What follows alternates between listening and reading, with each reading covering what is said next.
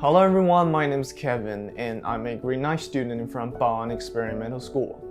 As is known to all, China has a history of more than 5,000 years, and one of its cultural treasures is this fantastic architecture. I decided to film several pagodas in Beijing and Xi'an, which I believe can fully represent the architecture styles in the Tang, Ming, Qing dynasties.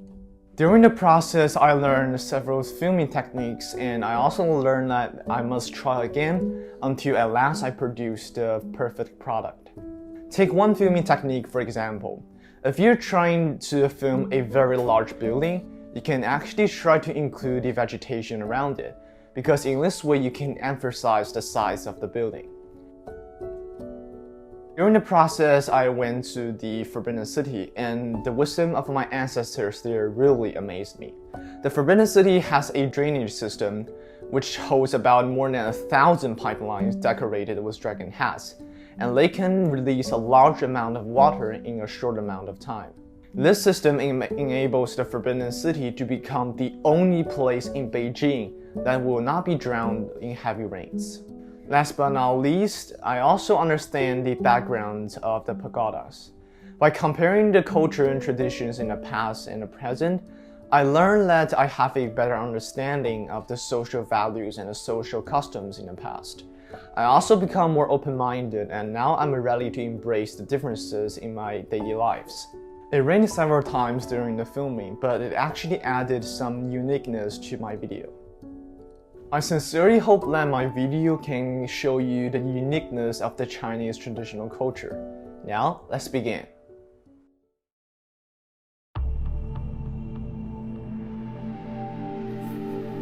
China has more than 5,000 years of splendid civilization. During thousands of years of history, its style of architecture is continuously evolving into a unique one. Pagoda is one of the representatives of Chinese unique architecture. This film spans multiple ages and places. Enjoying 3 different styles of pagodas in different ages, we can better appreciate the grandest project in Chinese history.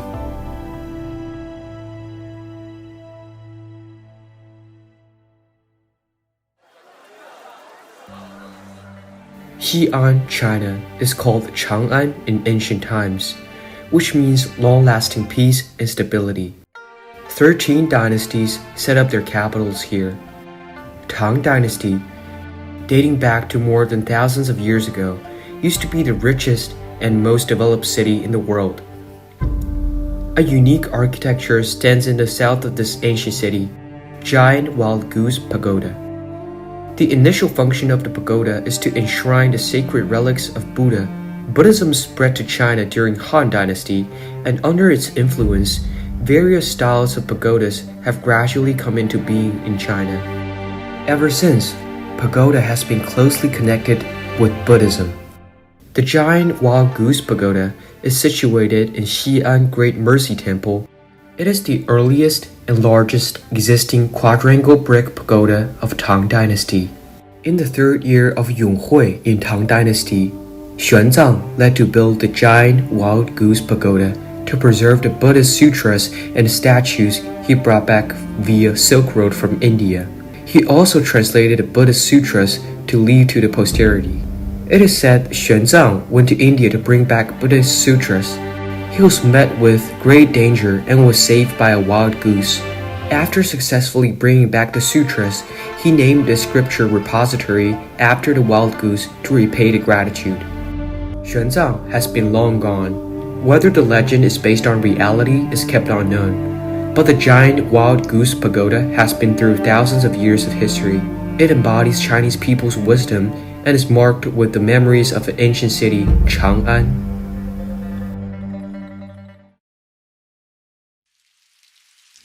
In Beijing, 1,120 kilometers away from Xi'an's urban areas, there is ancient pagoda surrounded by many modern buildings.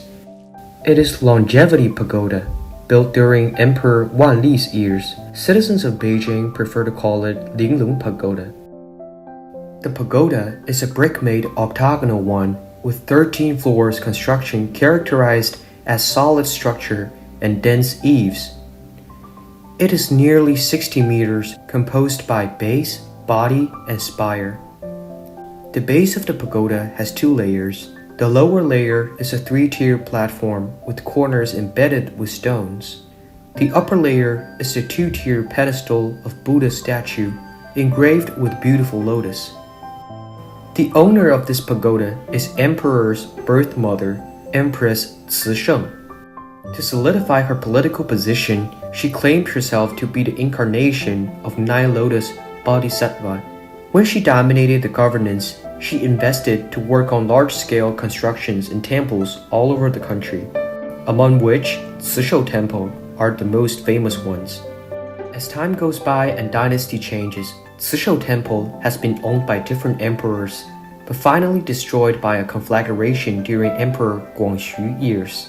Though the temple is destroyed, Linglong Pagoda with brick structure survived. Now, by looking at the vestiges of pagoda's carving, we can still picture the grandeur of pagoda more than 400 years ago. We can still see the great Ming Dynasty. Meanwhile, on the other side of Beijing, an elegant and dignified white pagoda is silently overseeing the past 49 city.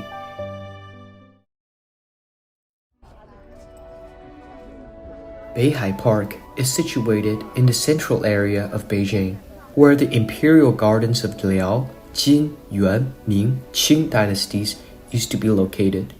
Before troops of Qing dynasty invaded the mainland of China, there was no white pagoda in Beihai Park.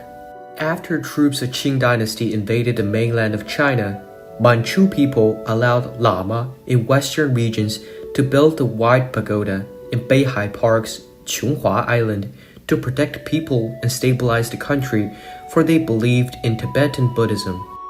The white pagoda reaches the height of 35.9 meters. It is round on the top and square in the bottom. It is in the style of Sumeru. The top of the pagoda is the treasure canopy decorated with pictures of sun, moon, and fire, which symbolizes that Buddhism is like sun and moon, with everlasting light given to earth.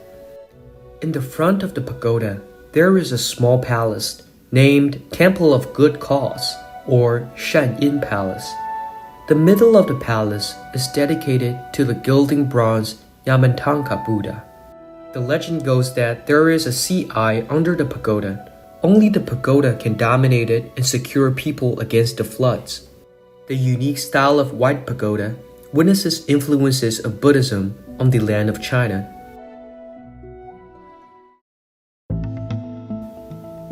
Time goes by quickly and the wheel of history keeps rolling. The old time goes away while the new one comes. We may never know it for sure how many grand pagodas are there on this mysterious land. But the modern tower is of various styles. Beijing Television Tower, Shanghai Oriental Pearl Radio and TV Tower, Guangzhou Tower are cases in point. The towers are of a great subtlety and superb craftsmanship. They change people's views about China's speed and made in China. They also bring Chinese tower to the world stage. Though shapes and materials are different for these architectures, what is the same is the unique wisdom and hard-working and persistent spirit of Chinese nation. The spirit and wisdom will go to every corner of the world in the tide of globalization and benefit people all around the world.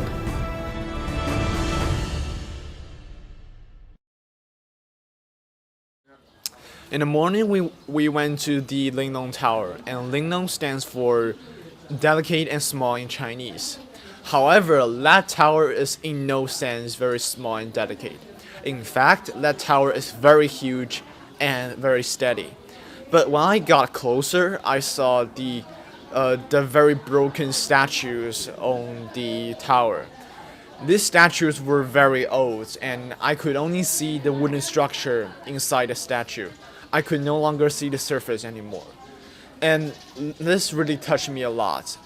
So I thought that we should actually protect this treasure our ancestors left us, because these sort of artifacts can reflect the society, and people's ideas at that time, as well as religion.